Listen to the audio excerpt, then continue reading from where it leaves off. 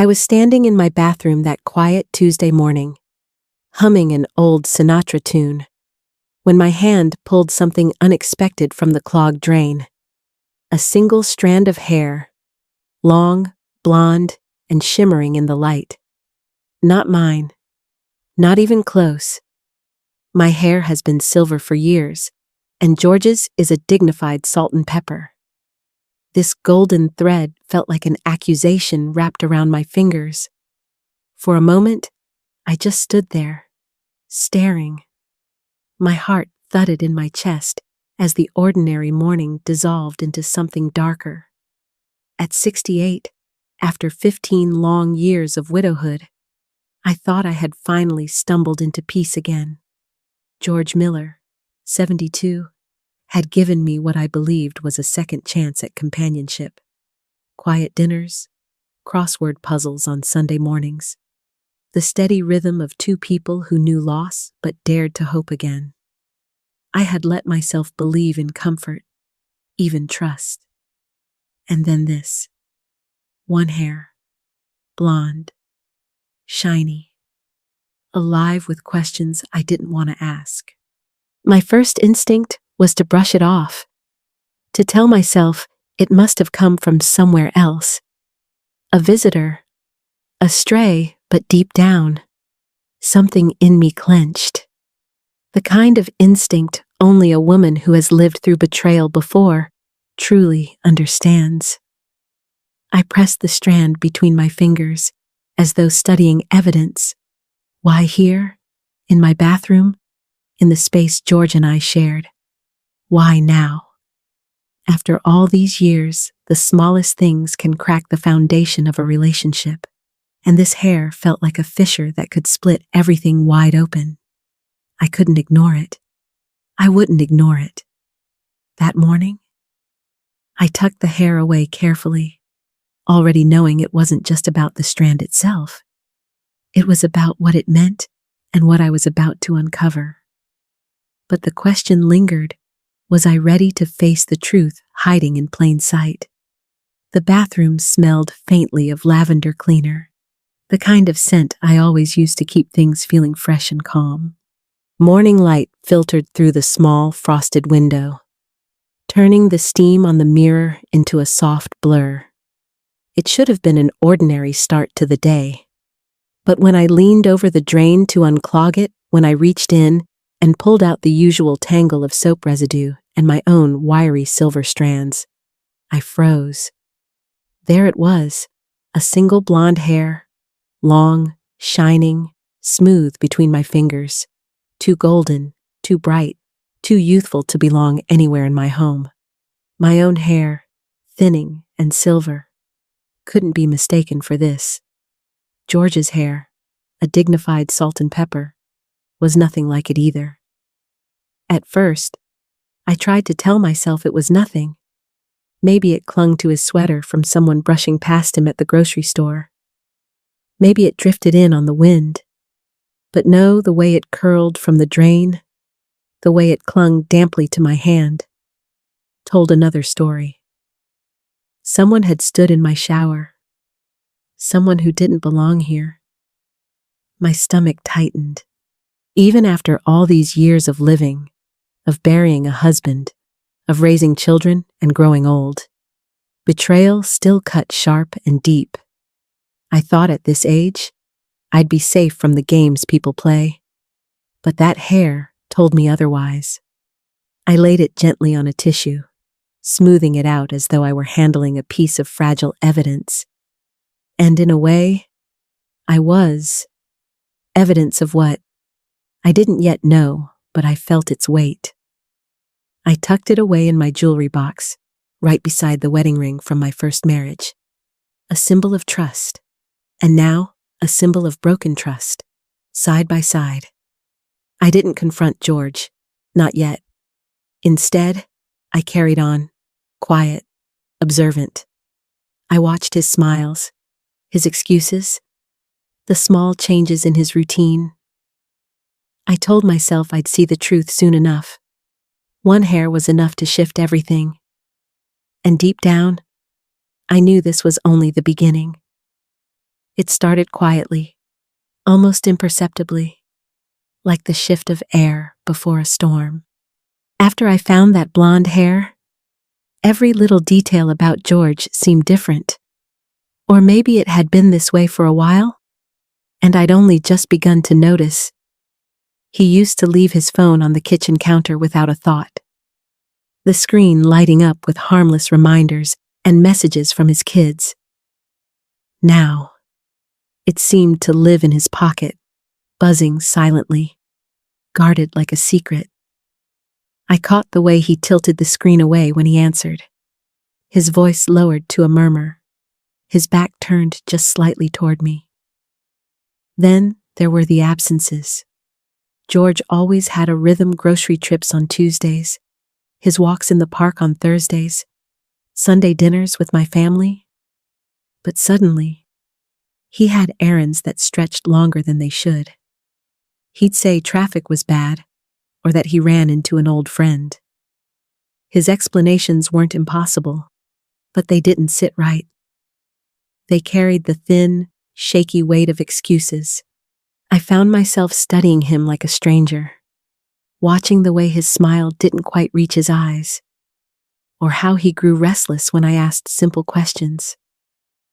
It felt like I was piecing together a puzzle no one else could see.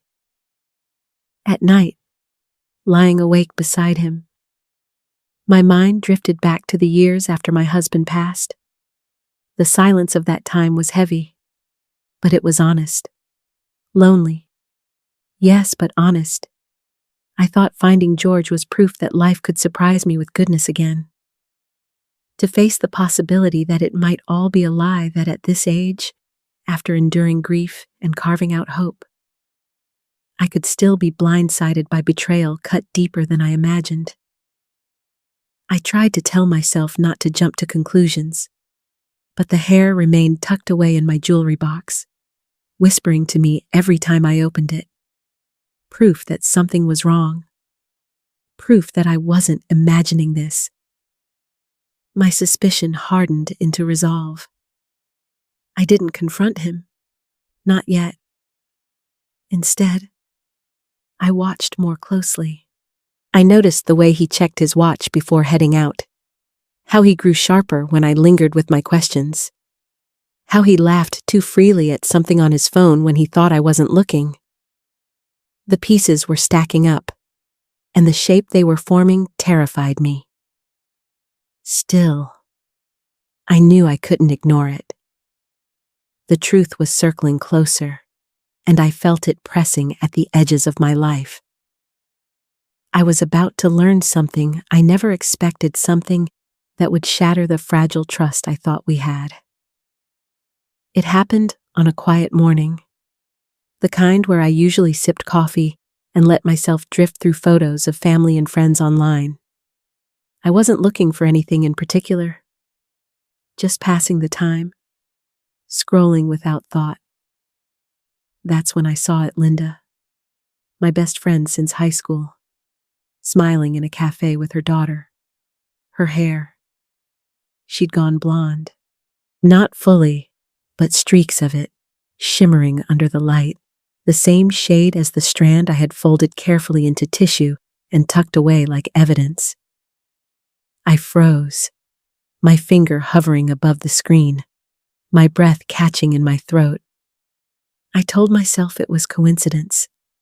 Plenty of women went lighter with age, but something in my chest knew before my mind did. My heart raced as I reached for the jewelry box, pulled out the tissue, and unfolded it with trembling hands.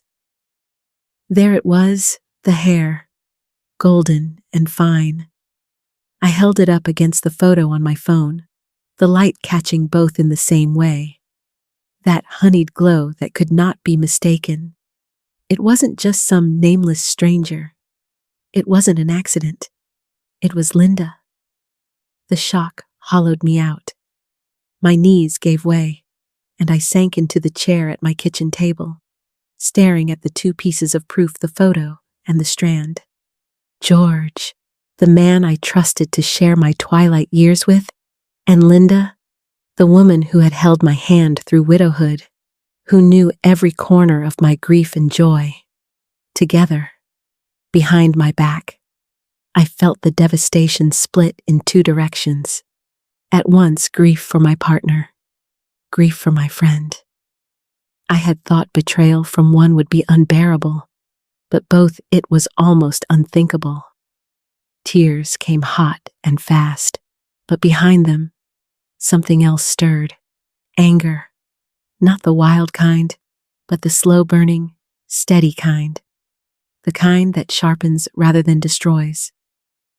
I knew I couldn't go on pretending. Not with her. Not with this knowledge sitting inside me like a splinter.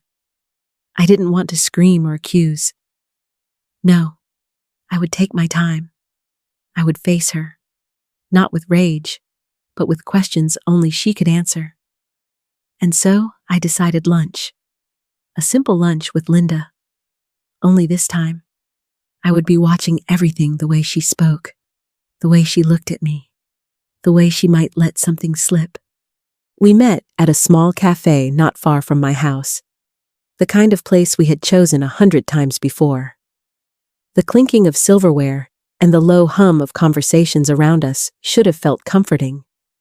But that day, every sound seemed amplified, every movement charged with tension. I watched Linda as she sat across from me, her freshly highlighted hair catching the sunlight that poured through the window. I smiled, but it was deliberate, controlled. Inside, my stomach twisted. I kept reminding myself I wasn't here for a friendly lunch. I was here to see if the woman I had trusted most in the world was hiding something. So I started with small things. Casual questions about her week, her errands, her family. She answered, but her eyes darted down to her plate more than usual. Her laugh felt thinner, forced. When I brought up George so casually it almost sounded careless, she shifted in her chair. Her fork clinked against the plate. Just slightly. But I caught it. I saw her glance at me too quickly before lowering her gaze again. Every answer she gave was technically fine, yet every word seemed rehearsed, overly careful. I had known Linda for decades. I could read her better than anyone. And what I read that afternoon was fear, guilt. As I sat there, stirring my soup more than eating it, I felt a strange mix of emotions. My heart broke seeing her stumble through lies. But at the same time, there was a grim clarity settling over me. I wasn't imagining things. I wasn't being paranoid. Something was real and very wrong. By the time we stood to leave, I didn't need her to confess. Her silence had said enough. She was hiding something, and I was finally ready to uncover it. It didn't take long for the cracks to widen into gaping holes. George claimed he was going to play golf one Saturday morning, yet he came home sunburned in odd patches, without a scorecard, without that familiar smell of grass and sweat. I knew golf. I knew his routines. That day, nothing matched. His clothes looked too crisp, his shoes too clean. When I asked if he won, he gave me a vague laugh and said something that sounded rehearsed, not lived. And Linda, sweet Linda, who once used to call me after every haircut to ask if she looked younger, now avoided my eyes whenever George's name came up. I caught her once, fiddling with her bracelet until her hands trembled, when I casually mentioned George's supposed tea time. It was in those tiny cracks where the truth spilled through, undeniable and cruel. The blonde hair had been my warning, but their behavior was the confirmation. Two people I had trusted with the most vulnerable parts of myself had chosen deceit over honesty. My heart broke in ways I didn't think possible at 68. I had survived widowhood, nights of aching loneliness, the silent mornings after my husband passed. But this felt different. Widowhood had been a tragedy. This was a choice. And yet, after the first wave of grief crashed over me, Something unexpected rose in its place, a cold steadiness. I did not weep in front of them. I did not lash out or beg for the truth. Instead, I began to watch with sharper eyes, memorizing their excuses, their nervous laughter, the stolen glances they thought went unnoticed. The pain was still there, yes, but it was no longer paralyzing. It was fuel, a quiet fire burning low, waiting to be used. They thought they were clever, thought they had fooled me. But I had lived long enough to know that betrayal never stays hidden. As I lay awake that night, staring at the ceiling, I realized I wasn't going to confront them with words. No, words would never be enough.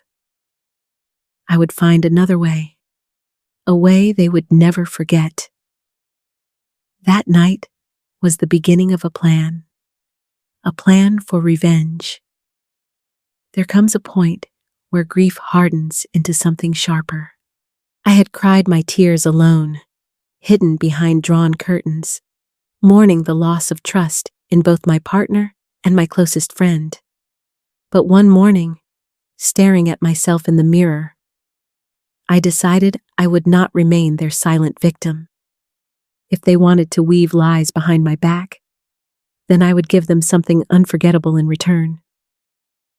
The idea came to me almost playfully, the way mischief sometimes slips in when you least expect it. Linda had always been fussy about her hair weekly salon trips, expensive shampoos lined neatly in her bathroom.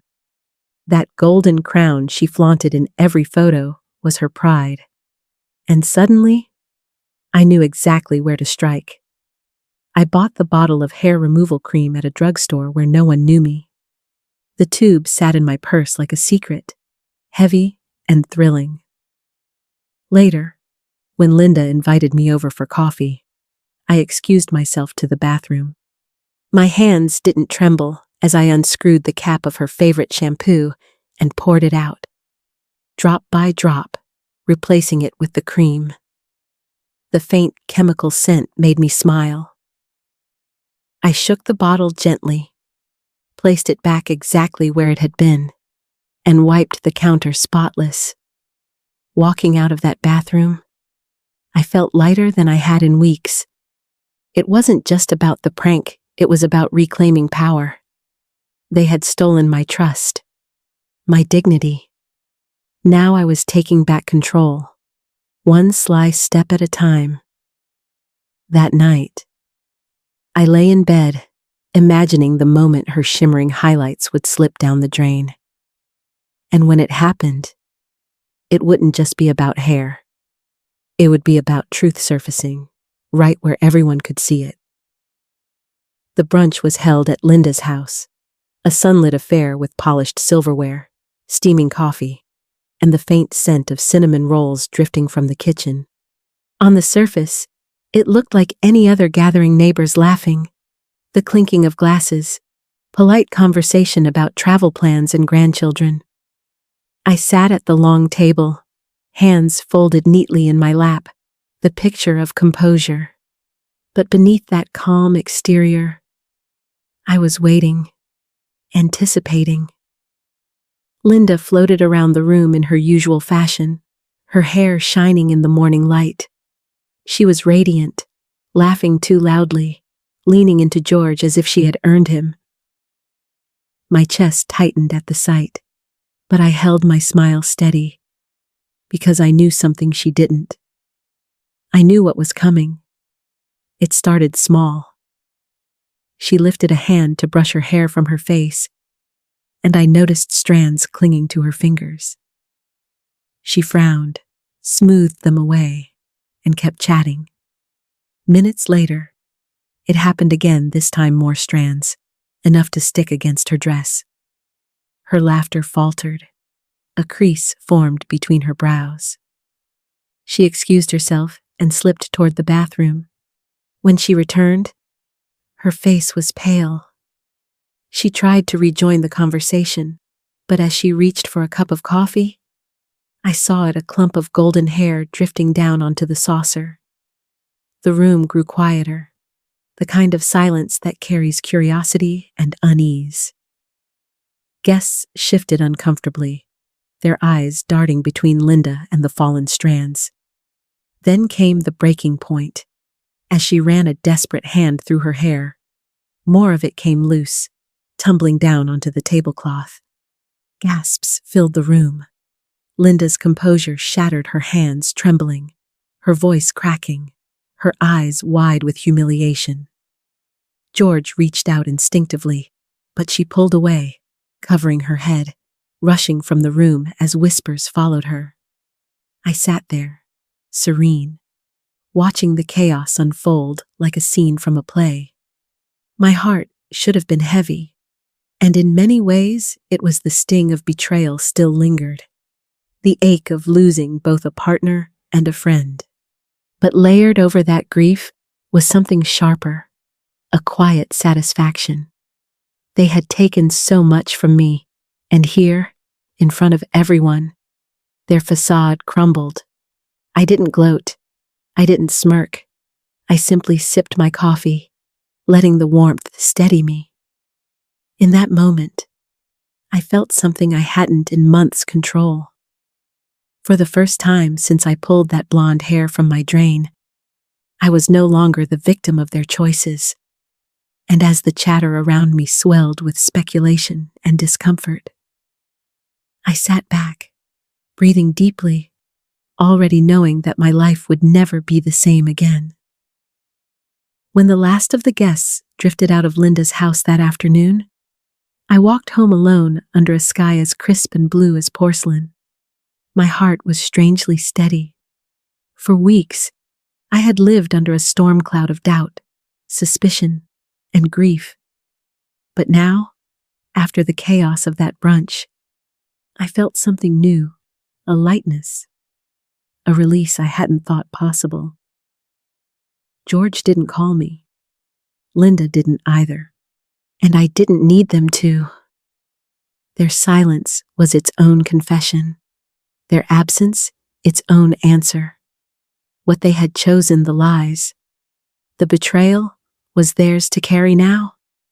For the first time since discovering that strand of blonde hair, I didn't feel like I was carrying it with them.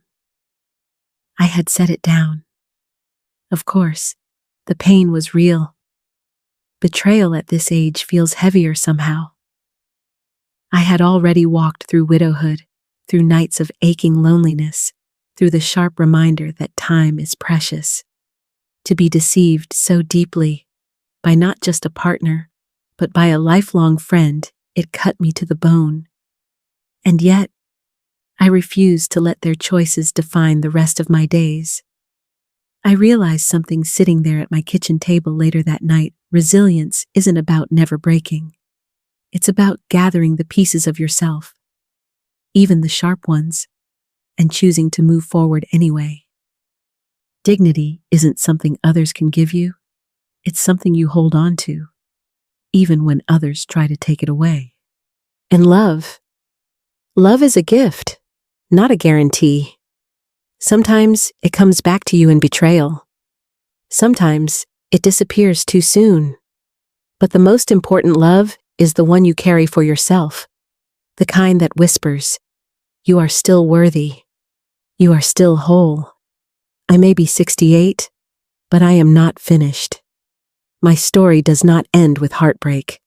If anything, it begins again here with freedom, with clarity, with the quiet power of knowing I survived, and I did not let them break me. So if you've ever felt the sting of betrayal, if you've ever sat across from someone you trusted and realized they were not who you thought they were, know this: you are not alone, and you are not powerless. There is life after loss. There is strength after betrayal. And there is dignity in choosing yourself, no matter what. Thank you for listening to my story.